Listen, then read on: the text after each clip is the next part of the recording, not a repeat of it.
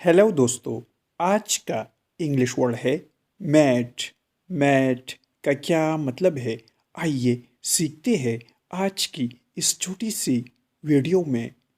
दोस्तों, मैट का मतलब है शादी करना, हमसोहबत होना या साथी। आइए इस वर्ड को सेंटेंसेस में इस्तेमाल करते हैं। He was with a mate. इसका मतलब है वो साथी के साथ था। He's an old mate of mine. इसका मतलब है वो मेरा पुराना साथी है। ओल्ड मेट, पुराना साथी। दोस्तों, चैनल को सब्सक्राइब करें और वीडियो को लाइक और शेयर ज़रूर करें। Thanks for watching.